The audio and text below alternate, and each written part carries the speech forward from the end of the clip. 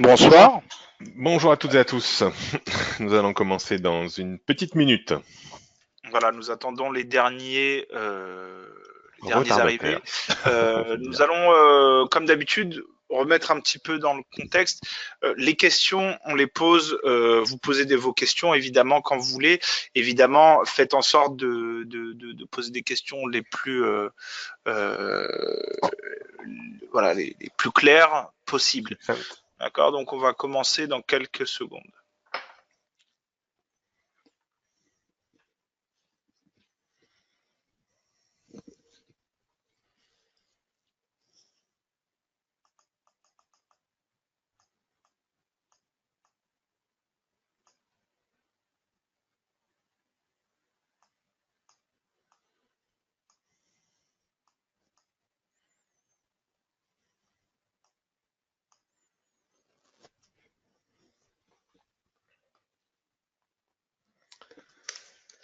Puis donc pour ce webinaire sur l'analyse chartiste-graphique, introduction. Nous ferons une série de webinaires en partenariat donc avec Alvexo. On va monter crescendo au niveau technique. Donc là, en fait, ce sera une petite introduction sur l'analyse chartiste et graphique. On fera pas mal de définitions tout à l'heure. Et puis, on essaiera de voir un petit peu comment on peut tracer nos droites de tendance, les canaux, les droites horizontales. Donc, on essaiera d'apprendre quelques petites techniques comme ça qui pourront vous aider à travailler un petit peu plus sereinement l'analyse graphique. Alors pour certains, ça sera peut-être un petit peu simpliste, pour d'autres un petit peu moins, mais sachez que petit à petit, on va essayer de construire une série de webinaires pour que on aborde un petit peu tous les aspects de l'analyse technique, l'analyse chartiste, l'analyse technique, euh, les façons méthodologiques d'aborder les marchés. Donc voilà, on alternera également avec les revues de marché chaque matin sur le site Alvexo.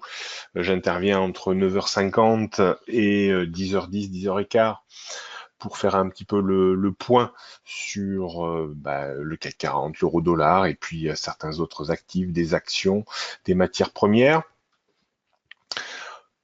On fera le prochain webinaire aura lieu à peu près mi-septembre. On mettra les dates sur le site Alvexo dans quelques jours. On abordera le prochain webinaire sera sur les CFD. Pourquoi travailler les CFD, les avantages, les inconvénients. Il y a quand même beaucoup d'avantages. Et puis on fera un autre webinaire une semaine ou 10 jours plus tard sur les matières premières, un spécial matières premières, or, argent, pétrole, et puis quelques matières premières un petit peu plus exotiques peut-être. Donc tenez-vous au courant, revenez régulièrement sur le site Alvexo dans la rubrique au séminaire, webinaire, pour voir un petit peu le programme de ces prochaines semaines. Donc, nous allons commencer. On a presque tout le monde. Donc, les informations ne sont données qu'à titre éducatif et ne sont pas des conseils en investissement. Je suis Stéphane Souduteil, donc analyste technique pour Alvexo, trophée d'or 2012 du salon de l'analyse technique de Paris, auteur de plusieurs livres, dont le dernier, Le trading c'est presque facile. Je suis responsable du site technibourse.com, ancien administrateur de SICAV, et vous pouvez me retrouver régulièrement sur BFM Business. Je suis intervenu lundi dernier à 15h30 et puis ce matin justement à 9h, à 10h30 pardon et 11h30. Donc le programme pour aujourd'hui, pas mal d'introductions, définitions pour replacer un petit peu l'analyse graphique dans un espace un petit peu plus large qui est l'analyse technique. On va voir un petit peu comment se positionne tout ça. On verra comment bien tracer les droites de tendance, comment se servir de la théorie de Dow et se servir des canaux, mais pas uniquement. Je vous rappelle qu'Alvexo est un broker de CFD. Vous pouvez avoir accès à plus de 500 produits, des indices, des matières premières, des devises, des actions. Donc, vous pouvez travailler un panel très large de produits. On y reviendra bien entendu dans le prochain webinaire consacré au CFD. introduction, définition. Donc, schématiquement, lorsque vous voulez analyser un actif financier, vous avez deux grandes possibilités, hein. L'analyse fondamentale.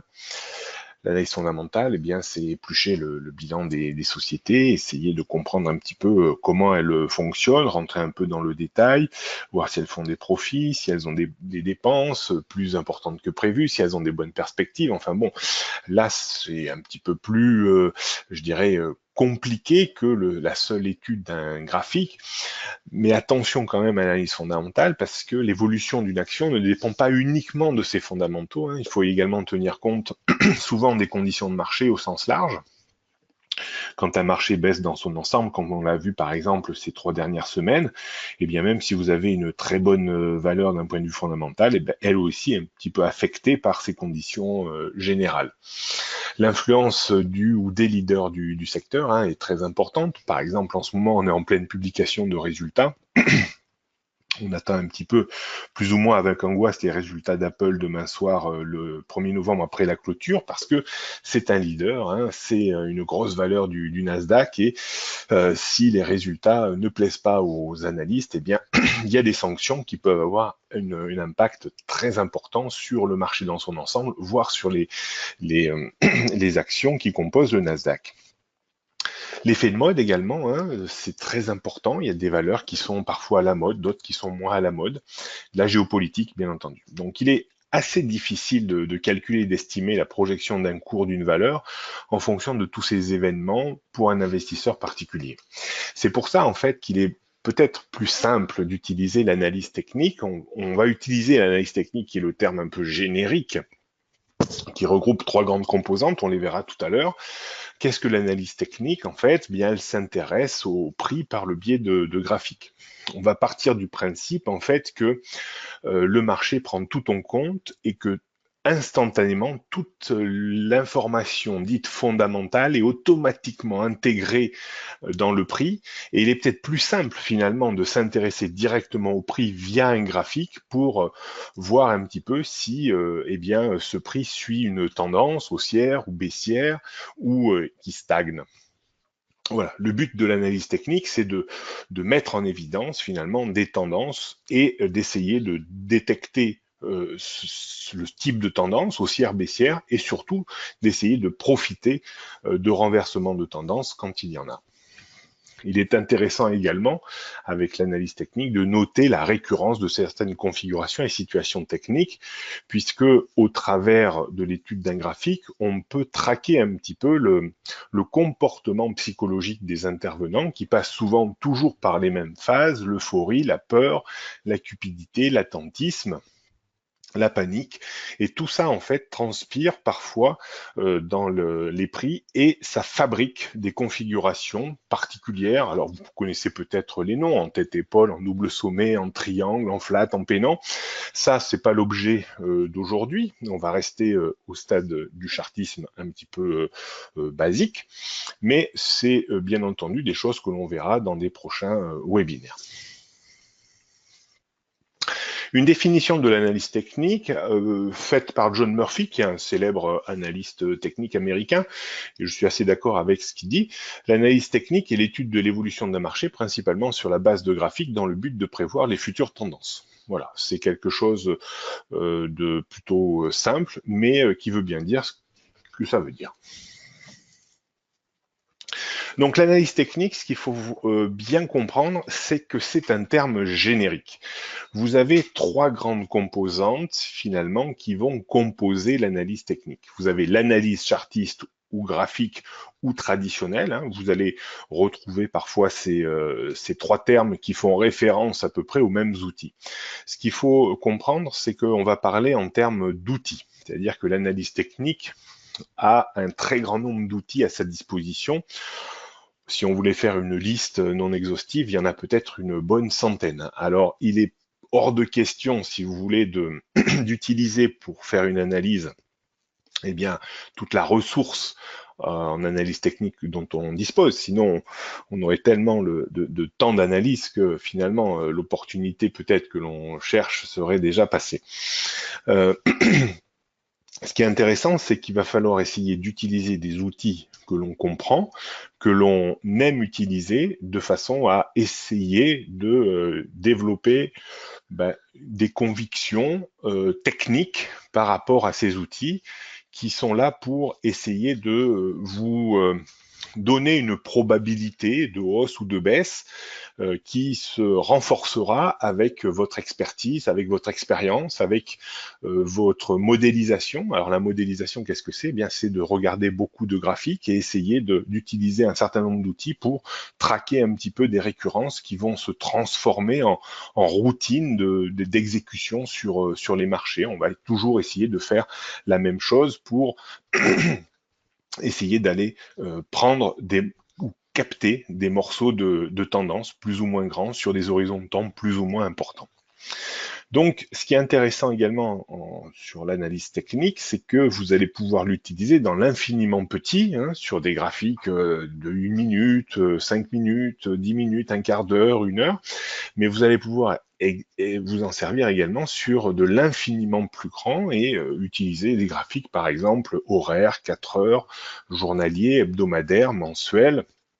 Donc tout ce que l'on va apprendre finalement en analyse technique va pouvoir se modéliser sur n'importe quel horizon de temps que vous souhaitez travailler. Alors c'est là où il y a possibilité de se perdre un petit peu parce que il faut être très, je dirais, très structuré. Lorsque l'on travaille sur des unités de temps courtes, on peut également travailler sur des unités de temps plus longues, mais il faut vraiment avoir les idées très claires, dissocier bien ces unités de temps, parce que il peut très bien arriver qu'on soit à l'achat, par exemple, sur une unité de temps très courte, et puis vendeur à découvert éventuellement sur une unité de temps plus longue. Donc il ne faut pas qu'il y ait de perturbations comme ça, il faut avoir les idées très claires, et c'est pour ça que bien posséder des outils, bien comprendre un petit peu comment on va pouvoir se servir de tout ça, vous aidera à aborder les horizons de temps qui vous semblent intéressants pour vous, celles que vous aimez, celles qui vous permettent d'intervenir avec un maximum de conviction, mais également celles que vous pouvez travailler avec le temps dont vous disposez. Donc, trois grandes composantes pour l'analyse technique. Vous avez l'analyse donc chartiste ou graphique au traditionnel. Donc, elle s'inspire de la théorie de Dow. On verra tout à l'heure plus en détail ce que c'est la théorie de Dow. Mais grosso modo, Charles Dow, en fait, nous a dit que le marché suivait des tendances haussières, baissières, tendances principales, secondaires, tertiaires. Voilà, on y reviendra un petit peu plus en détail tout à l'heure. L'analyse chartiste également est la science de l'observation. L'histoire a tendance à se répéter. Hein. Pourquoi elle se répète? Parce que les biais psychologiques des intervenants reviennent très régulièrement. Hein. On dit souvent chasser le naturel, il revient au galop, c'est tout à fait juste. En fait, je considère qu'il faut à peu près 8 ans pour oublier toutes les erreurs qui ont été faites dans le passé.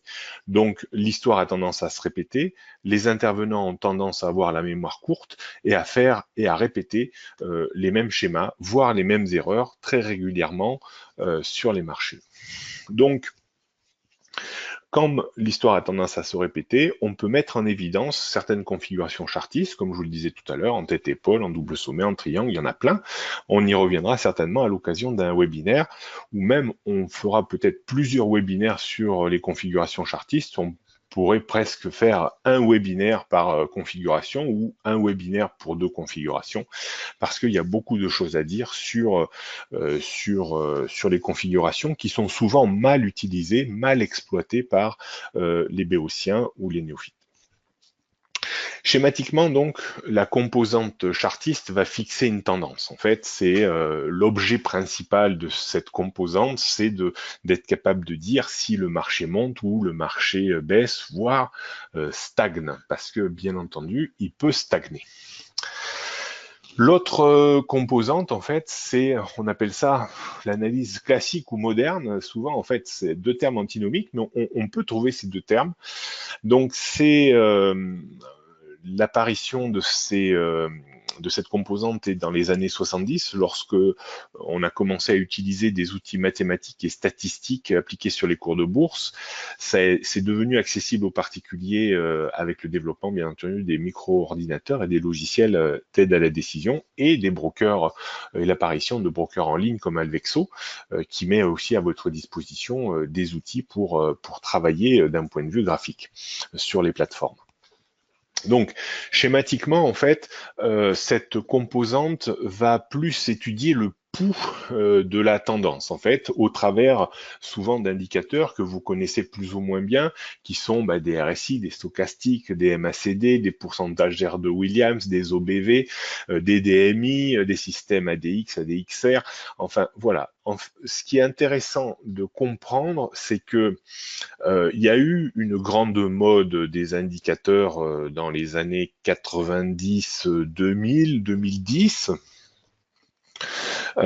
Parce qu'on croyait que c'était un petit peu la panacée et que finalement, à trop utiliser d'indicateurs, on avait tendance finalement à s'éloigner un petit peu de la tendance, à anticiper un petit peu trop les choses, puisque pour ceux qui font un peu de mathématiques, souvent ces indicateurs en fait étudient la dérivée du cours, c'est-à-dire non pas le cours en lui-même, mais la vitesse d'évolution du cours, et puis c'est souvent basé en fait sur des essoufflements de tendance avec la notion de divergence haussière ou baissière, mais ça également, on y reviendra à l'occasion de webinaires en cours certainement de l'année prochaine. Et souvent, on a tendance un petit peu à être un peu trop agressif en utilisant les indicateurs et finalement à souvent être contre la tendance principale, voire même secondaire ou tertiaire.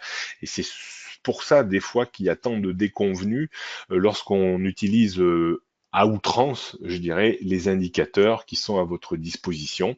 Donc, faudra faire attention et je vous ferai voir un petit peu quelle est, moi, ma façon d'aborder les indicateurs quand on fera un webinaire à cet effet.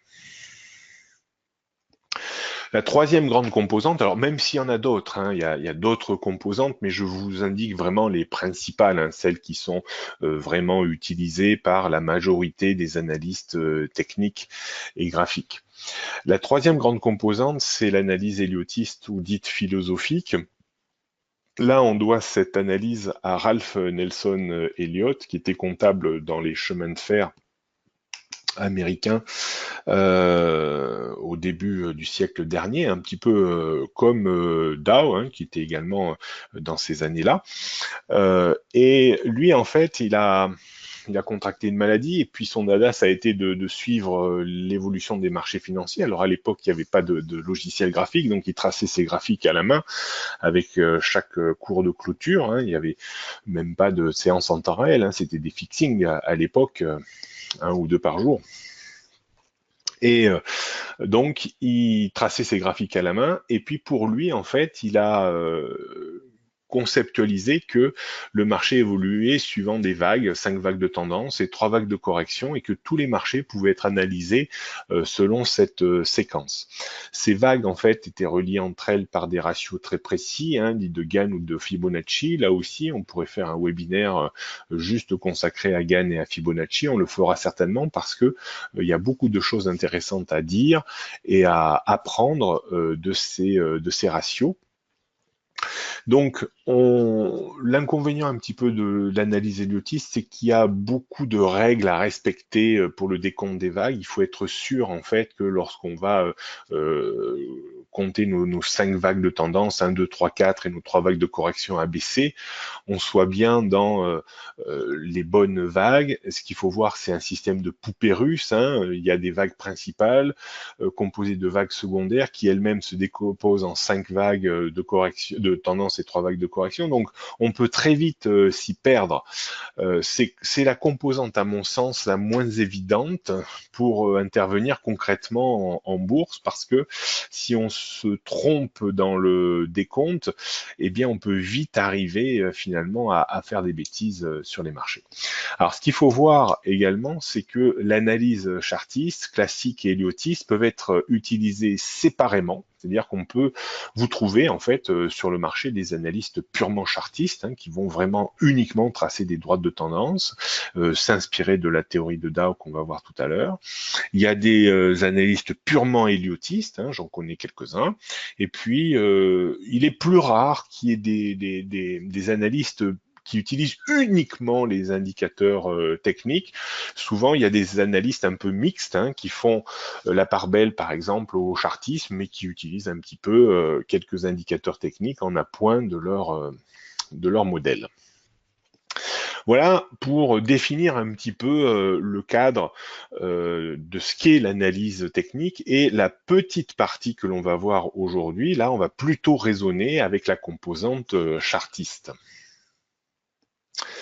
Donc, la composante chartiste fait référence principalement au tracé de droite. Les tracés de droite, tout le monde a vu un graphique, tout le monde a essayé de tracer un canal, de mettre un cours de bourse, à enfermer un cours de bourse dans un canal. Et en essayant Oui, Stéphane? Oui. Oui, alors j'ai une petite question d'une personne apparemment qui n'a pas, voilà, qui a pas énormément d'expérience, qui Oui. demande la différence entre un oscillateur et un Oui. indicateur. C'est pareil Donc en fait. Marie-Claude Grosso modo, c'est pareil en fait. Loire-et-Cher.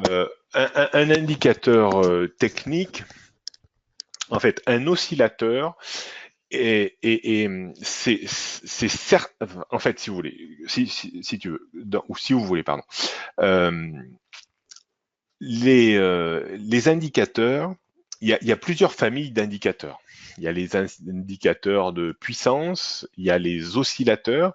En fait, un oscillateur, c'est une sous-catégorie, si vous voulez, des indicateurs modernes.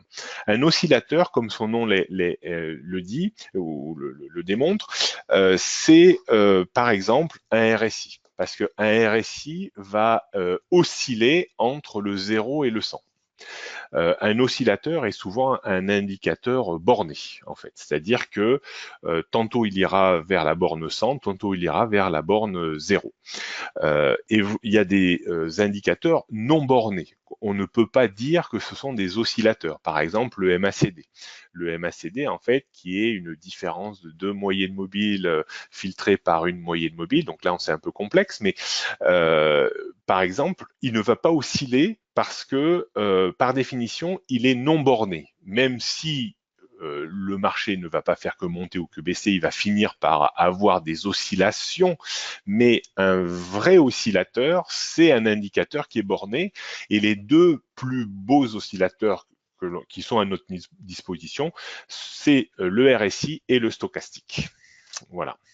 Mais ça, c'est pas le propos du jour. On reviendra sur ces notions lorsqu'on abordera les indicateurs. J'espère que j'ai été clair. Alors, je continue.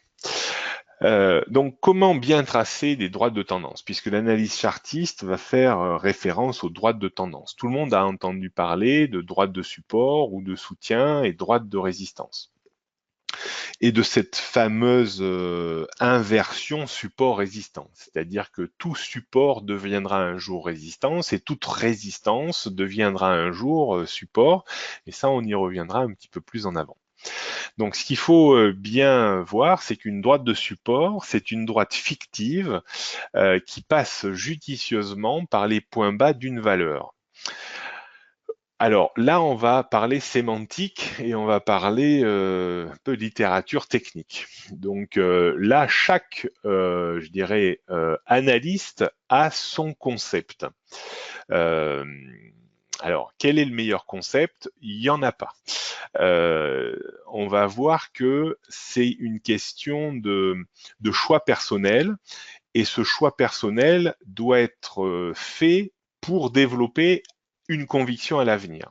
Donc si vous utilisez telle ou telle façon de positionner un support, si la première façon ne vous convainc pas et que la deuxième vous convainc, eh bien il faut plutôt aller vers ces convictions que vers les choses qui qui émet des doutes. Parce que le doute sur les marchés financiers n'est pas du tout votre ami. En fait, il faut essayer, l'analyse technique est là pour essayer d'éradiquer certains doutes et même se créer un maximum de conviction pour pouvoir intervenir plus, je dirais, de façon plus convaincante et plus judicieuse. Donc, si je m'en réfère à la littérature, hein, voilà les trois grandes façons de tracer des droites de support. Donc, c'est une droite fictive qui passe judicieusement par les points bas d'une valeur. Alors, j'attache beaucoup d'importance à ce judicieusement, mais que je vous expliquerai un peu plus loin. Ou par les cours de clôture pour un graphique simple. Un graphique simple, c'est uniquement les cours de clôture. Donc en fait, si vous tracez une droite, elle passera obligatoirement par les cours de clôture. Mais si vous travaillez un graphique en chandelier japonais, eh bien, la méthode de tracé, je dirais, académique, lorsque l'on utilise des chandeliers japonais, il faudrait que vos droites de support passent par les corps des chandeliers japonais et non pas par les ombres. Ça sous-entend que l'on pourrait faire passer une droite de tendance aussi bien par un cours d'ouverture que de clôture. Voilà, il y a des nuances, ça peut avoir énormément d'impact. C'est-à-dire que, alors, comment finalement on trace? Est-ce qu'on trace des droites par les points extrêmes? Donc ça voudrait dire en théorie par, si on utilise des chandeliers japonais, par les ombres, mais en théorie, normalement, on devrait tracer des droites de tendance uniquement par les corps des chandeliers japonais, ou est-ce qu'on utilise un graphique simple pour se simplifier le truc et tracer finalement uniquement par les cours de clôture? C'est là où, eh bien, on va faire appel un peu aux mathématiques. Donc en mathématiques, si vous voulez, il faut impérativement 2 points pour définir une droite. Ça, c'est la définition d'une droite. C'est-à-dire que vous avez 2 points, vous avez une droite. Parce que un point, en mathématiques, par un point, il passe une infinité de droites. Si vous faites passer une infinité de droites par un point, par un de vos graphiques, là, vous allez obscurcir la solution et la simplicité. Hein. Il n'y aura plus de simplicité. Moi, j'ai des fois vu des analystes tracer 25 millions de droites sur un graphique. Alors là, on ne sait plus à quel sein se vouer. Hein. Donc, il va falloir tracer peu, mais tracer bien, à mon sens, de façon à que vos tracés soient engageants. C'est-à-dire que quand on casse une droite, eh bien, il y a une forte probabilité qu'il y ait quelque chose qui se passe, que le marché monte ou baisse dans des proportions un petit peu significatives.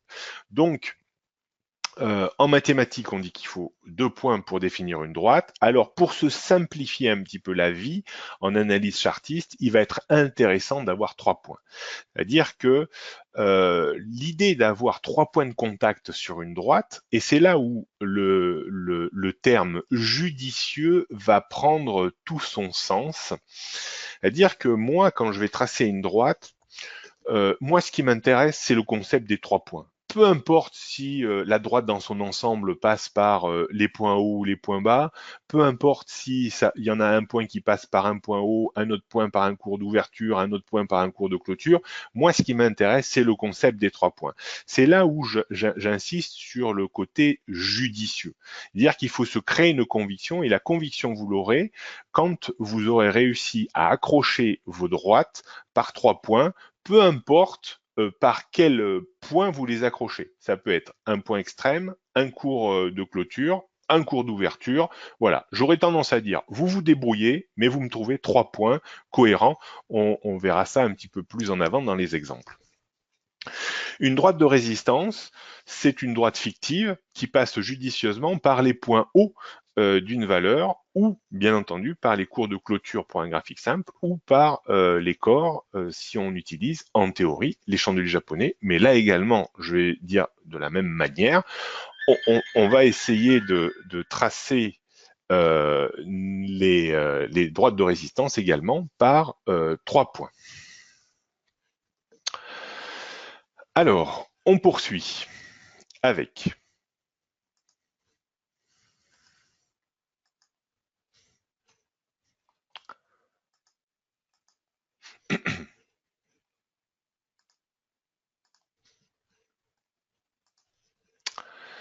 donc, voilà un petit exemple comment bien tracer donc ces droites de tendance? La notion de canaux. La notion de canal ou de canaux est une notion qui est très riche. Alors, certains vont dire, oui, mais c'est une notion un peu subjective.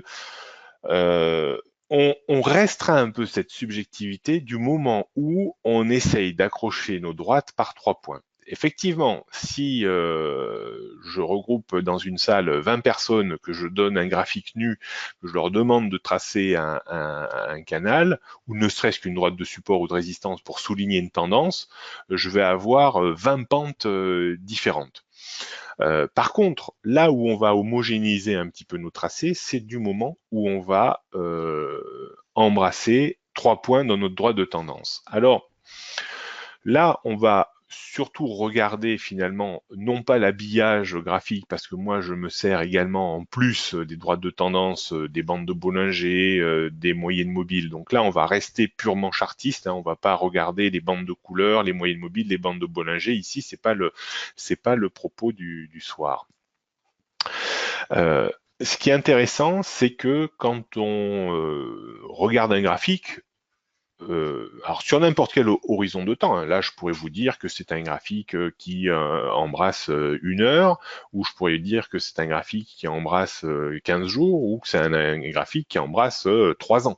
C'est pour ça que j'ai pas mis d'échelle, si vous voulez, sur le graphique, pour vous dire que ce type de tracé est valable sur n'importe quelle échelle de temps. Donc moi, ce qui m'intéresse, c'est d'essayer d'aller chercher mes 3 points. Donc souvent, quand on regarde un graphique, on a toujours une première idée, c'est-à-dire soit on voit tout de suite que ça monte ou que ça baisse ou que ça stagne. Là, je vous ai fait voir en fait l'ensemble, un petit peu le graphique, le canal qu'on a tracé là. Finalement, au moment où on est là, ne sert plus à rien puisqu'on est déjà sorti du canal. Mais ce qui était intéressant, c'est d'avoir tracé ce canal avant même que l'on en sorte. Donc moi, ce qui va m'intéresser, si vous voulez, c'est ce concept des 3 points.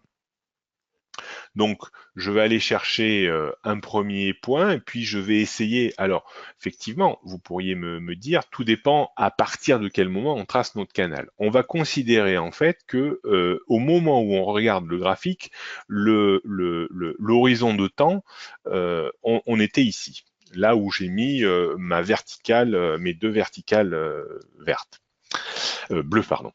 Euh, Parce que si on avait, par exemple, si on avait un historique qui s'arrête ici, hein, sur ces 2 premières verticales, on n'aurait pas du tout tracé le même canal ou les mêmes droites. On aurait plus essayé de tracer quelque chose dans cet esprit-là. Alors bon, là, j'ai du mal à faire quelque chose de parfaitement rectiligne, mais on aurait plus cherché à tracer quelque chose comme ça. Donc tout dépend également le moment à partir duquel vous allez tracer. Mais le principe reste toujours le même, c'est-à-dire qu'il va falloir essayer de trouver 3 points de contact. Alors si on avait, si notre horizon de temps s'était arrêté ici au moment où on devait tracer la droite, eh bien on aurait eu un point ici, un point là et un point ici, et là on tenait nos 3 points. Donc là, on pouvait tracer quelque chose qui était cohérent, et on l'a vu, hein, au moment où on a cassé, eh ben, on a bien accéléré un petit peu la baisse avant de rebondir et de repartir dans le sens de la tendance et de mettre en place de nouveaux points hauts.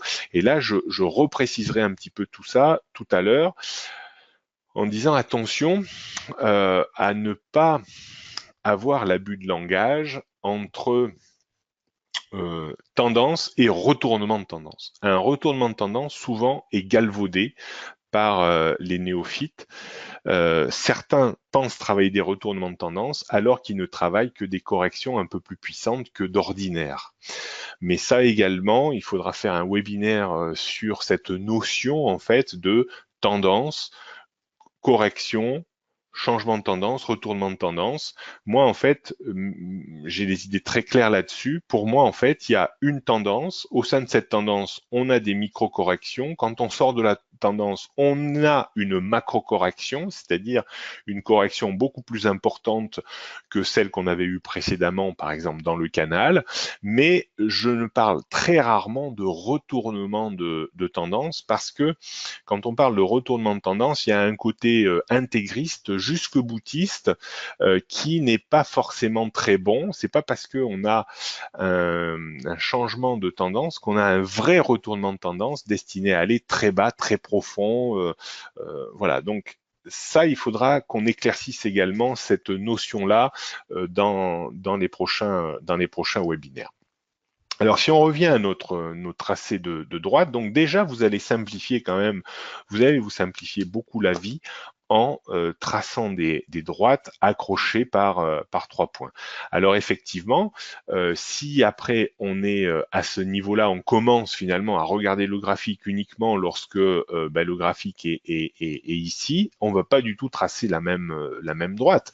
On va tracer une droite ici qui est accrochée par un premier point, vous avez un deuxième point ici, et là on a un petit point de contact là. Alors, ce qui est intéressant également, c'est que... Stéphane? Oui. Oui, excusez-moi de vous couper. J'ai deux petites questions. Oui. La première, c'est Ishimoku a-t-il besoin d'un oscillateur pour le renforcer? Alors là, je vais botter en touche parce que je suis pas un spécialiste d'Ishimoku. Je suis même très incompétent dans ce style d'analyse. L'Ishimoku, je saurais même pas trop où le ranger en fait dans les trois grandes composantes. Est-ce que c'est finalement déjà un assemblage d'outils qui permet finalement d'avoir une somme de choses permettant de construire une analyse, c'est pas un indicateur en lui-même. Ishimoku, c'est déjà un assemblage à plusieurs outils parce qu'il y a des nuages, il y a des chandeliers, voilà. Mais sincèrement, je sais pas. Je sais pas si les spécialistes d'Ishimoku sont attentifs aux indicateurs techniques, style RSI, MACD, stochastique. Je sais pas. Voilà. Il faudrait plus Et se une rapprocher de Pardon. spécialistes comme Karen Pelwal qui a écrit des trucs sur le sujet et qui est vraiment balèze là-dedans. D'accord. Alors la deuxième question, n'est-il pas logique d'observer les cours seulement en clôture avec les bandes de Bollinger? Euh, c'est vrai qu'un cours de clôture est très important. Euh, mais le cours de clôture est très important, je pense, quand on a matérialisé une tendance. C'est-à-dire qu'il est important de savoir si on clôture au-dessus de la tendance que l'on a mis en place ou si on clôture en dessous de la droite de tendance, parce que souvent une clôture au-dessus d'une droite, normalement, nous envoie vers nous envoie un élément nouveau et nous envoie vers quelque chose qui est plus comme avant, en fait. Mais au niveau du tracé, moi je pense qu'il faut tenir compte quand même des aléas de marché. Les aléas de marché, c'est les points extrêmes, les grandes ombres, qui peuvent quand même, qui ont de l'importance, hein, puisque c'est des points qui ont été formatés par des investisseurs. Et donc, ça serait dommage de ne pas forcément en tenir compte. Alors, c'est là où je voulais insister un petit peu sur les tracés et sur les dérives, entre guillemets, que l'on pouvait se permettre par rapport à un tracé. Alors, c'est vrai que si on a 3 points de contact, ça c'est la pure théorie, bien entendu. Hein. 3 points de contact, idéal, parfaitement bien, qui repose parfaitement bien sur notre droite. Là, en l'occurrence, ça serait une droite de support. Ça, c'est parfait. Mais ça, je dirais que c'est dans les livres. En réalité, quand on est sur le terrain, moi, il m'arrive de faire confiance à des droites. Alors là, je vais plus dessiner avec des chandeliers japonais. Il m'arrive de tracer une droite de tendance et considérer une droite de tendance. Là, vous voyez, mon premier point, je l'ai accroché avec un point bas, une ombre d'un chandelier japonais. Mon deuxième point, eh bien, je peux l'accrocher par exemple avec un corps d'un chandelier japonais qui a une ombre très faible ou pas d'ombre. Imaginons que cette bougie soit même rouge. Et puis le troisième point, je peux l'accrocher par exemple par une bougie d'ouverture, une bougie qui va être verte. Et pour moi, là, on a une droite de tendance. Alors là, ça défie totalement les définitions dans la littérature technique, hein, puisque j'ai accroché ma droite par un point bas, par un cours d'ouverture et par un cours de clôture. Mais moi, ce qui m'intéresse, c'est les 3 points de contact. Comme je peux me permettre également de considérer une approche un peu plus globale. Par exemple, on a une évolution de marché, on revient chercher, mettre en place par exemple un premier point de contact ici, et puis on revient mettre un deuxième point de contact, et puis on repart, et puis on, on ne vient pas à la perfection sur notre troisième point de contact.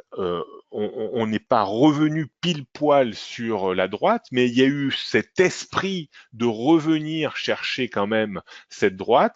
Et là, je pourrais considérer également que ce sont 3 points de contact, même s'il me manque une petite distance pour avoir 3 points de contact parfaits. Alors effectivement, il ne faut pas non plus aller inventer n'importe quoi. Ici, par exemple, on ne peut pas considérer que cette petite vague de correction va constituer notre troisième point de contact. Mais on pourrait se poser la question déjà de cette bougie ici qui touche quasiment notre droite. Si par exemple cette ombre-là s'était arrêtée ici, eh bien pour moi, j'aurais considéré que j'aurais déjà tracé cette typologie de droite en considérant que j'avais un premier point ici, un deuxième point là et un troisième point là, même si le point bas n'était pas venu parfaitement s'aligner sur la droite. L'essentiel, si vous voulez, c'est la confiance que vous allez mettre dans votre tracé qui se vérifiera par la suite sur la qualité de la rupture de cette droite, parce que quand on va casser cette droite, alors je vais débarrasser un peu mon graphique parce on commence à y voir plus rien, quand on va casser cette droite, c'est là où finalement la qualité de votre tracé va créer une conviction chez vous. Cette conviction, c'est voilà, on était dans une tendance haussière parfaitement soulignée par un canal, et je vais revenir également sur cette notion de canal. Là, pour le moment, j'étudie la droite directrice. Alors, une droite directrice, c'est une droite de support dans une tendance haussière, c'est elle qui tient la tendance, et dans une tendance baissière, la droite directrice, c'est la droite de résistance. Les droites directrices, c'est celles qui tiennent la tendance, c'est celle qui dit, voilà, ça monte ou ça baisse selon une pente qui est plus ou moins forte. Donc, la qualité de votre tracé et surtout la confiance que vous mettez dans votre tracé va créer ou non une conviction de renversement de tendance lorsqu'on sortira de ce canal. Alors, dès qu'on trace une droite directrice, donc une droite de support dans une tendance haussière ou une droite de résistance dans une tendance baissière, il faut toujours essayer de chercher une parallèle à cette droite pour voir si on peut mettre en évidence un canal. Là, c'est le cas. Vous voyez, on a notre canal. Alors, la droite qui va définir ce canal, donc ça, c'est une droite de support, hein, je vais le mettre ici, et ça, c'est une droite de résistance. C'est-à-dire que dès qu'on a défini un canal, la tendance naturelle des cours, c'est d'aller du support à la résistance, de la résistance au support et vice-versa. La droite de résistance dans un canal haussier, c'est une droite non directrice. C'est pas elle qui tient la tendance de la valeur. Donc une droite non directrice n'a besoin pour moi d'être accrochée que par 2 points pour qu'elle soit significative. Alors ici, on pourrait même se permettre de tracer presque 2 droites de résistance, une droite qui passe à peu près par là, parce qu'on voit que ici, là, on a beaucoup plus rebondi. Donc, c'est pas, je dirais, c'est pas un non-sens que quand on trace un canal, on pourrait avoir potentiellement deux droites de résistance, d'espacement un peu différents pour coller un peu plus à la vérité du marché.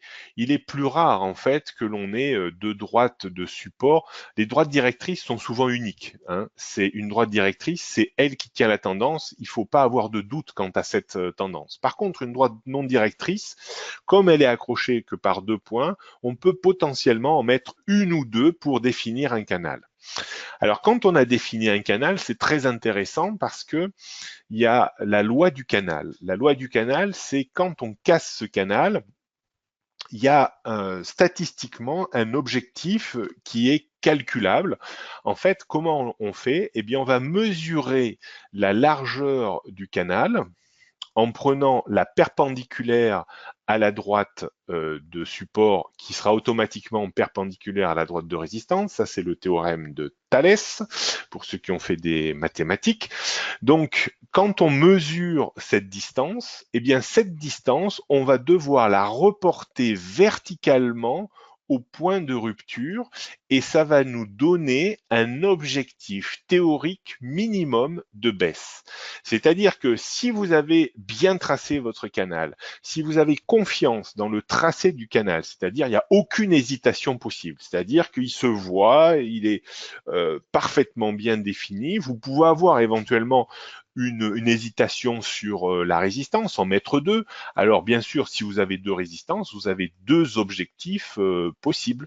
Il y a le petit objectif et le grand objectif. Donc il faudra quand même mettre le grand objectif et le petit objectif et vous aurez finalement certainement une plage d'objectifs qui pourra être atteint lors du renversement de ce canal. Alors, ce qui est difficile souvent, c'est cette translation, parce que là, vous mesurez quelque chose en prenant la perpendiculaire que vous allez déplacer parfaitement verticalement. Alors c'est là où il ne faut pas hésiter finalement à prendre une petite règle, mesurer sur votre écran d'ordinateur la distance en prenant la perpendiculaire et la reporter verticalement, et puis finalement faire une petite droite horizontale pour signifier votre objectif. Donc ça a une haute pertinence si vos tracés sont impeccables. C'est-à-dire que si votre canal est parfaitement bien dessiné, si vous avez confiance dans votre tracé, il y a 70 à 80% de chances qu'on aille au moins chercher l'objectif lié à la sortie du canal. Alors, il faut faire attention également à ne pas tracer des canaux à trop forte pente, si vous voulez, parce que un canal à trop forte pente a une chance finalement de ne pas aller sur l'objectif. Alors souvent des canaux qu'est-ce qu'un canal raisonnable? C'est un canal qui est compris, disons, entre 0 et 30, enfin, ou plutôt entre 5% et 30% en pente grosso modo annualisée. On peut monter jusqu'à 40 à 50%, mais quand on trace des canaux qui ont des pentes supérieures à 50%, là on peut mettre en doute la capacité de l'objectif à la sortie du canal. Parce que souvent, lorsque le marché monte très fort, il est assez rare qu'il rebaisse très violemment. Il passe souvent par des phases un peu de stagnation avant de soit repartir vers le haut, soit aller chercher l'objectif vers le bas. Par contre, si vous avez un canal qui a une pente acceptable jusqu'à aller grand maximum 50% annualisé, là, vous pourrez avoir un grand degré de confiance sur l'objectif que je viens de vous donner dans le calcul de sortie de votre canal. Alors, ce qui est très important également, c'est que quand on sort d'un canal, on a toujours cette notion également qu'on retrouve dans beaucoup de situations. On sort du canal et on revient souvent tester soit le point de rupture du canal, soit l'élément technique qui a été cassé, c'est-à-dire la droite. Dans ce cas-là, vous voyez, on n'est pas revenu pile poil sur le point de sortie du canal, mais on est revenu tester la droite qui finalement a changé de statut, c'est-à-dire une droite de support qui est cassée devient à l'avenir une droite de résistance. C'est-à-dire que durant toute sa vie, elle a supporté la hausse des cours et quand on casse en fait cette droite va devenir une résistance. C'est ce qu'on appelle le concept inversion résistance-support ou support-résistance. Alors, idéalement, si vous voulez, si on veut parler stratégie, la meilleure protection si on cherche à vendre pour essayer de profiter de la baisse, pour protéger ses positions, idéalement, c'est le point haut qui a été formaté à l'intérieur du canal. Vous voyez que si on avait mis un stop juste au-dessus du canal, eh bien cet excès-là nous aurait fait décrocher notre stop et finalement on aurait perdu de l'argent alors que au final, vous voyez que eh bien on est allé atteindre l'objectif de baisse lié à la sortie du canal.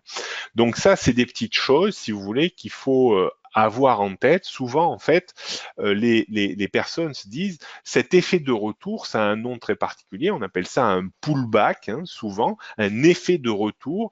Et cet effet de retour peut avoir deux formes.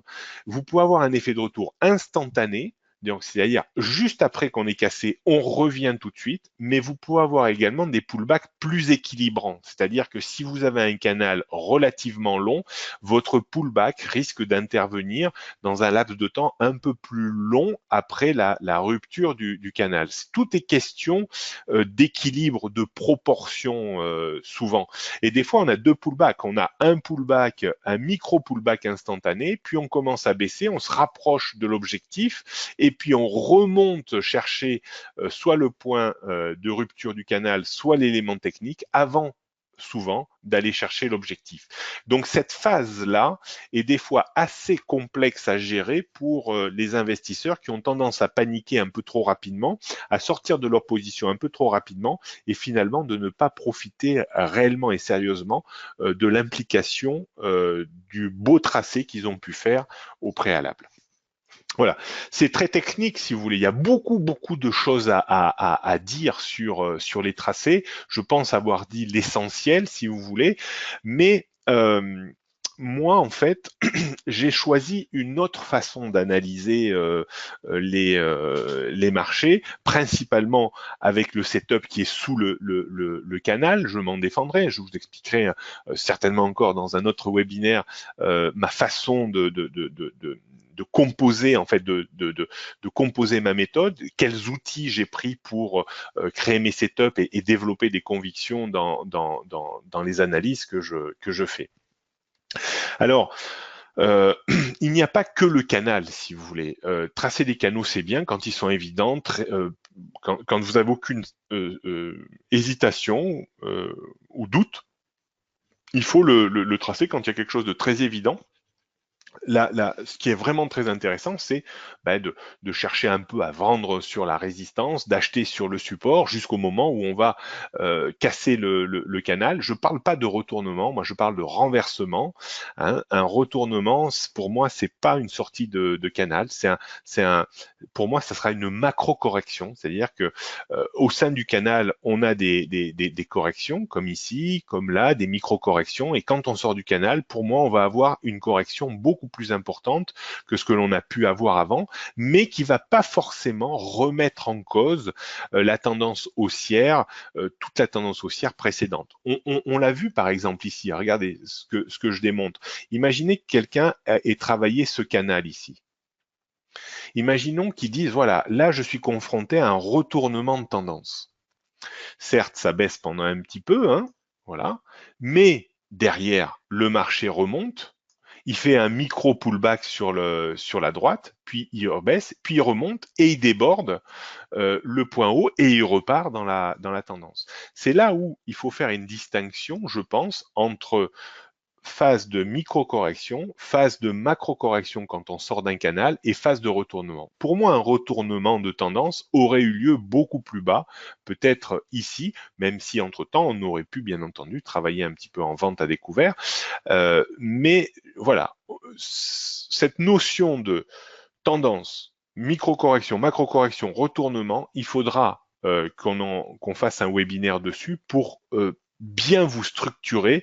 Moi, une fois que j'ai mis ça en place, les idées ont été beaucoup plus claires sur l'organisation d'une tendance et les changements de tendance que l'on peut avoir. Donc c'est très riche cette notion de canaux. Moi je trace pas beaucoup de canaux, à tort hein, par moment, hein, j'en ai conscience, mais quand on a une conviction dans un assemblage, c'est pas la peine non plus de chercher en permanence à rajouter des choses. Souvent en rajoutant des choses, on se complique ou on complexifie l'approche. Quand on a une approche avec laquelle on est bien, ben, il faut savoir finalement être fidèle à cette approche et ne pas être parasité par, je dirais, les effets de mode, tel ou tel outil ou telle personne qui parle de tel indicateur. Vous voyez, par exemple, tout à l'heure, on m'a posé une question sur Ishimoku. Je vous dis clairement, Ishimoku, je l'ai pas travaillé et je n'ai pas envie de le travailler. Pourquoi? Parce que mon approche que j'ai développée depuis des années me satisfait et j'ai pas besoin d'aller voir ailleurs pour voir si l'herbe du pré est plus verte ailleurs, si vous voulez. Ça, c'est Allô? très important. Oui. Oui, alors nous avons une question qui nous est posée, qui nous demande si une droite tracée avec 3 points de contact sur une unité supérieure est-elle plus fiable que sur une unité de temps travaillé et Bien, bien, comment entrer bien, efficacement. bien sûr, en fait. Plus votre droite va être tracée sur des unités de temps longues et plus finalement elle va être solide et engageante. Une droite de tendance sur du 5 minutes va être très éphémère. Elle va tenir peut-être l'espace de quelques quarts d'heure, alors qu'une droite de tendance qui est tracée sur du mensuel, elle va tenir des mois, voire des années. Donc il y a une durabilité, ça dépend bien entendu de l'unité de temps que vous tracez. Alors c'est vrai que quand vous quand vous analysez souvent, hein, on analyse avec des diptyques ou des triptyques, c'est-à-dire avec 2 unités ou 3 unités de temps. Moi j'aime bien quand je suis un investisseur, j'aime bien l'unité de temps journalière, hebdomadaire, mensuelle. Mais c'est vrai que quand j'ai un canal haussier parfaitement bien défini sur le mensuel, c'est beaucoup plus agréable de travailler dans l'esprit de ce canal sur des unités de temps inférieures. On est plus rassuré. On se dit quand on se rapproche d'un support mensuel, on a plutôt intérêt à essayer de trouver des points d'entrée à l'achat sur du journalier ou sur de l'hebdomadaire. Donc là également, faites appel à votre bon sens. Je sais que ça se perd de nos jours, mais l'analyse graphique, c'est quelque chose qui doit vraiment être pas intuitif, mais vous devez travailler mais toujours travailler dans le bon sens, si vous voulez. Hein. Bien C'est sûr. presque la Alors, palissade. Hein. Un quart d'heure avant sa mort, il était encore en vie. Ben, en fait, il faut essayer de travailler un petit peu dans cette façon-là, chercher les choses évidentes et simples. d'accord. Alors, il y a une question qui demande enfin, en fait, il pose la question, qu'est-ce que vous faites chez Alvexo grossièrement si vous avez des analyses, quelque chose pour les clients Alvexo. Voilà, alors c'est ce que je disais un petit peu en préambule. Tous les matins, en fait, on fait une revue de marché de 9h50 à 10h10 à peu près, où chaque matin, en fait, eh bien, on va étudier le CAC 40, l'euro-dollar, et puis 2 autres actifs. Ça peut être le DAX, ça peut être une autre devise, une matière première, une action. Voilà, donc ça, c'est pour faire un petit peu je dirais définir un canevas pour la journée en essayant de trouver les niveaux intéressants à travailler, définir un petit peu les droits de tendance, définir des points clés, des probabilités de hausse ou de baisse, des stratégies. Voilà, c'est quelque chose qui est là pour vous aider dans vos analyses personnelles, pour essayer de vous donner peut-être un petit supplément d'âme pour appuyer plus facilement sur le bouton au moment où vous allez prendre une position. Alors bien sûr, je dis pas que j'ai raison dans 100% des cas, mais j'essaye d'avoir plus souvent raison que tort. C'est mon expérience qui est là pour vous aider. Donc, on va poursuivre avec la théorie de Dow. Donc, la théorie Dow, donc les droites de tendance, support et résistance découlent de cette théorie de Charles Dow. Le marché suit des tendances, il se décompose en tendances principales, secondaires, tertiaires. Au sein d'un grand canal, on pourrait tracer à l'intérieur des micro-canaux. On pourrait avoir un canal secondaire, et puis dans ce canal secondaire, avoir un canal tertiaire. Voilà. Donc, Charles Dow, qui a mis en évidence la notion de tendance au début du siècle dernier, donc a laissé son nom à la moitié de l'indice de référence des 30 valeurs industrielles américaines, le Dow Jones. Donc, c'est Monsieur Dow et Monsieur Jones qui ont finalement été retenus pour donner le nom à l'indice Dow Jones. Ça, c'est pour vous dire que les anglo-saxons sont terriblement attachés à la lecture graphique. Aux États-Unis, il y a un ordre sur deux qui découle d'une décision liée à l'analyse technique au sens large, droit de tendance, indicateur, voilà. En Europe, on a augmenté ces derniers temps, mais si on est plus entre 5 et 10%, si vous voulez, on a un retard toujours un peu criant au niveau de l'analyse graphique. C'est pour ça aussi souvent qu'il est peut-être des fois plus intéressant de s'intéresser aux actions américaines. Hein, vous en avez vraiment beaucoup sur la plateforme Alvexo, parce que souvent elles sont travaillées par plus d'analyse technique et les concepts, les droites, les ruptures sont des fois un petit peu plus, je dirais, cohérentes et intéressantes que travailler peut-être des valeurs européennes. Je dis pas qu'il ne faut pas travailler des valeurs européennes avec l'analyse graphique, mais les valeurs américaines sont souvent encore plus agréables à travailler. Donc ces droites soulignent bien sûr et définissent le sens général. Alors vous avez tous entendu le vieil adage boursier, trend is your friend, hein, la tendance est votre ami, suivez-la. C'est un bon conseil, hein. Il y a beaucoup plus de chances de gagner de l'argent lorsqu'on est à l'achat dans une tendance haussière que d'être systématiquement contrarien. L'analyse contrarienne est également finalement une composante un petit peu de l'analyse technique, c'est faire le contraire de ce que tout le monde fait. Alors c'est un peu dangereux, mais des fois ça peut être intéressant. Mais ça, je dirais qu'il y a beaucoup de choses à faire avant de faire un petit peu d'être trop contrarié. Donc la théorie de Dow, c'est la définition exacte, c'est une tendance haussière est définie par des points hauts, toujours plus hauts les uns par rapport aux autres. Et on pourrait voir ça de l'autre bout de la lorgnette, une tendance haussière est faite de corrections techniques toujours plus hautes et de points bas de correction technique toujours plus hauts les uns par rapport aux autres. Et une tendance baissière, c'est des points bas, toujours plus bas, les uns par rapport aux autres. Mais une tendance haussière, c'est des points hauts de correction, toujours plus bas, les uns par rapport aux autres. Voilà les deux façons de définir une tendance haussière et les deux façons de définir une tendance baissière.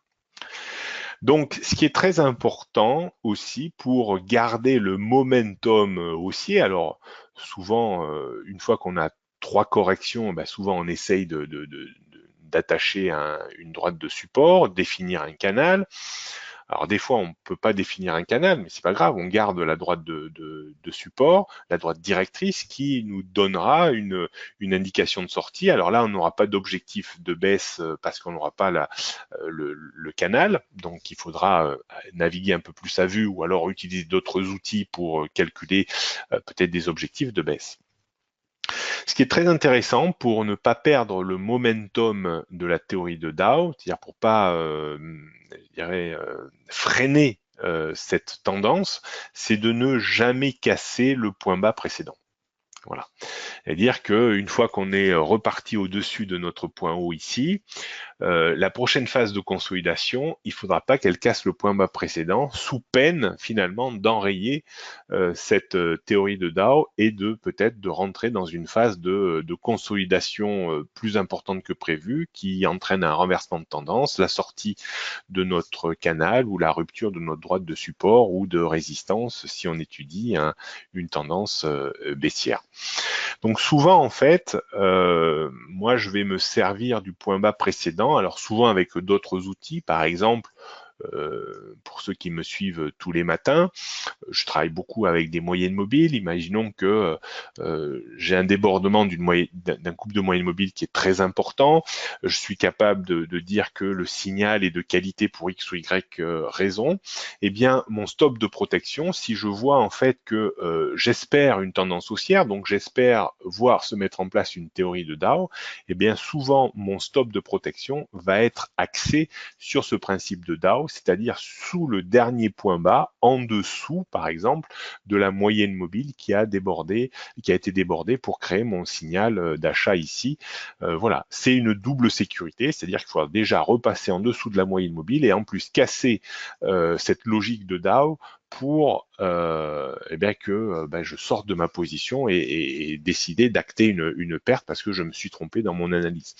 Voilà, il va falloir se servir de cette théorie, à mon sens, pour voir si et garder confiance et le moral pour tenir une position, par exemple, à l'achat. Et puis, on peut se servir du précédent point bas pour soit faire remonter son stop régulièrement, toujours essayer de trouver le dernier point bas, soit mettre son stop initial parce qu'on pense que si on achète, c'est qu'il y a une forte probabilité qu'on vive une théorie de Dow avec des points hauts toujours plus hauts et des points bas de consolidation toujours plus hauts également. Donc c'est très logique de dire finalement pourquoi ne pas mettre un stop de protection sous le dernier point bas ou au-dessus du dernier point haut si on est vendeur à découvert, c'est-à-dire si on travaille la baisse du marché pour essayer de gagner de l'argent.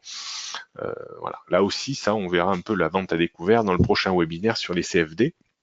Ça sera l'occasion d'aborder ça parce qu'il faut être maintenant à l'aise aussi bien à l'achat pour gagner de l'argent quand un marché monte, mais il faut être aussi bien à l'aise à l'achat, en vente à découvert quand un marché baisse pour gagner de l'argent. Parce que n'oubliez pas, un marché baisse beaucoup plus vite qu'il ne monte. Regardez la baisse de ces 3 derniers mois, elle a quand même emporté une hausse qui a été de plusieurs mois derrière. Donc c'est toujours comme ça sur les marchés.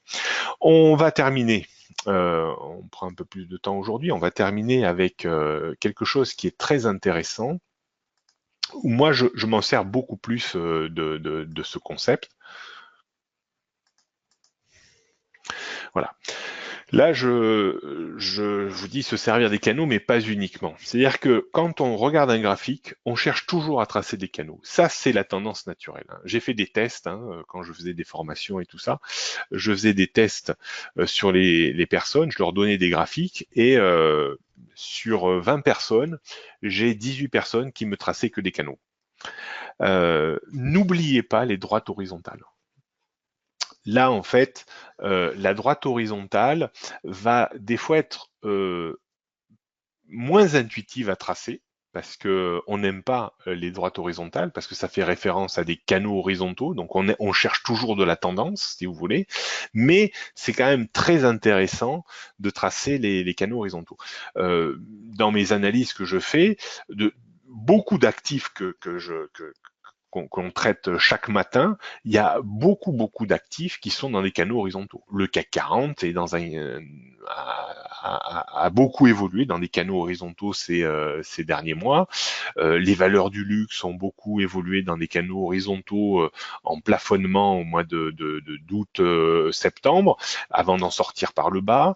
Voilà, c'est quand même des situations intéressantes. Alors, c'est pas toujours facile à voir. Une fois que c'est tracé, c'est beaucoup plus facile à voir. Mais on va toujours raisonner de la même manière, c'est-à-dire qu'on va chercher le concept des 3 points.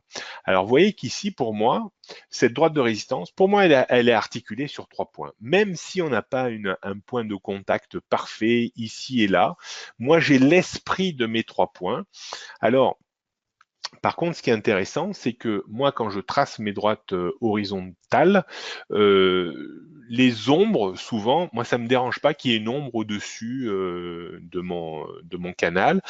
C'est là où il va être très intéressant de faire confiance aux clôtures. Vous voyez, donc là, au sein de ce grand canal horizontal, là, on a 1 point, 2 points, 3 points, même 4 points. Là, au sein de ce grand canal horizontal, on a un petit canal secondaire qu'on peut tracer ici avec 1 point, 2 points, 3 points, un support avec 1 point, 2 points et un rappel ici. Et ici, vous voyez, là, alors c'est également toujours cette notion d'inversion support-résistance, résistance-support, c'est-à-dire que quand on casse un support, à l'avenir, il va devenir résistance. Quand on casse ce support ici, à l'avenir, il va devenir résistance. Et vice-versa, si on passe par le haut, une résistance deviendra support.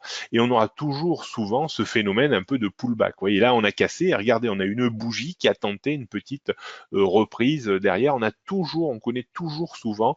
Pour le moment, on n'a pas ça sur ce cours, mais à un moment, on pourra peut-être revenir ici et avoir des points d'entrée plus intéressants. Donc n'oubliez pas, surtout, il faut y penser à tracer les droites horizontales. Donc moi, je trace beaucoup plus de droites horizontales que de canaux. Les canaux, pour moi, en fait, ce sont les moyennes mobiles. Ce sont des canaux un peu mouvants qui s'adaptent un peu plus à la volatilité du marché. Mais j'aime beaucoup tracer les droites horizontales. Alors, je voudrais finir sur quelque chose qui est très piégeux et auquel il faut faire absolument attention quand vous tracez des droites et que vous suivez des canaux horizontaux. C'est cette situation. En fait, il faut être très précautionneux, c'est-à-dire quand vous tracez votre droite articulée par 3 points, de temps en temps, on a des fausses sorties. C'est-à-dire que là, vous voyez, on a une ombre qui passe très vite. Alors, imaginez-vous, à un moment, on a eu une très grande bougie verte ici qui est montée jusque là. Et là, on se dit, bon, ça y est, on sort de notre canal, il faut que j'achète plein pot ici. C'est là où il est intéressant de prendre un petit peu de recul et être un peu patient. Quand on sort d'un canal, il faut absolument une clôture au-dessus du support ou en dessous de la résistance parce que il y a piégeurs piégés et il y a des fois des personnes qui essayent de tendre des pièges à des investisseurs moins aguerris. Là, ça a été exactement le cas, c'est-à-dire que vous voyez qu'il y a eu une tentative de débordement de notre canal qui a été très vite rectifié et souvent, en fait, rappelez-vous de ce que je vais vous dire, quand on a des fausses sorties comme ça dans un sens, c'est pour avoir une vraie sortie dans l'autre. Et là, la vraie sortie est actée par la clôture sous cette droite de support qui va devenir résistance à l'avenir. Donc ça, c'est un schéma qui est hyper connu sur les marchés. Donc je vous en prie, ne vous faites plus piéger par ce genre de choses, mais même soyez aux aguets. C'est-à-dire que quand on sort comme ça et qu'on envoie une grande ombre et qu'on retourne violemment dans le canal et que l'on clôture sous la droite opposée, c'est-à-dire sous la droite de support, je peux vous dire que c'est un signal d'extrême bonne qualité. Et là, il faut savoir finalement, parce que des fois, on est en train, on veut acheter, et puis finalement, on veut tellement acheter, on est tellement polarisé dans l'achat que on est hyper étonné que ça parte dans l'autre sens, et comme on voulait acheter, eh ben on est plus sensibilisé à vendre. Donc faites très attention à ce piège, c'est un vrai piège et qui est très récurrent sur les marchés. Donc faites vraiment très attention à ça. Donc pour et ça c'était un petit peu le mot de la fin. Donc n'oubliez pas de vous inscrire ou d'ouvrir un compte chez Alvexo et de venir me voir tous les matins. On a plein de discussions. C'est très pédagogique également. J'essaye d'expliquer un petit peu mes techniques, ma façon de voir les choses. Donc c'est une revue de marché tous les matins, un rendez-vous exclusif avec les clients Alvexo. Rapprochez-vous d'un chargé de compte pour recevoir gratuitement un replay de la dernière revue des marchés, de celle de ce matin ou de hier, pour voir un petit peu le format. J'essaye d'avoir des formats un petit peu courts, même si en ce moment il y a tellement de choses à dire que je déborde plus sur 20-25 minutes que sur 15-20 minutes. Mais bon, j'essaye d'être quand même assez succinct parce que peut-être des gens qui sont au travail ou qui vont au travail qui n'ont pas forcément le temps de passer beaucoup de temps devant la revue des marchés. Donc j'essaye d'être assez succinct, mais très pédagogique. Donc voilà, on a plutôt des bons retours sur cette revue des marchés qui aide réellement les gens à à intervenir après sur les marchés et à affiner leur stratégie. Est-ce qu'il y a d'autres questions pour terminer ou pas? Non, pas de questions. Bon, bien écoutez, je vous remercie de votre attention. Soyez attentifs. Le prochain webinaire sera sur les CFD, je pense autour du 10-15 novembre. Il y aura deux webinaires un peu rapprochés parce qu'il y a le grand événement, je vous engage à vous inscrire, qui aura lieu le 28 novembre dans un très bel hôtel parisien où je ferai une conférence sur comment se fabriquer des convictions en trading. Il y aura également une conférence de mon confrère Jean-Louis Cussac et une autre conférence du brillant économiste Monsieur Toiti. Donc voilà, vous aurez également certainement des petites boissons et des rafraîchissements et des grignotages. Donc venez nous voir, c'est l'occasion de nous voir un peu plus en chair et en os et de discuter avec nous. Et on espère vous faire de belles conférences. Donc je vous dis voilà, à très bientôt et merci pour être si nombreux toujours à écouter mes webinaires.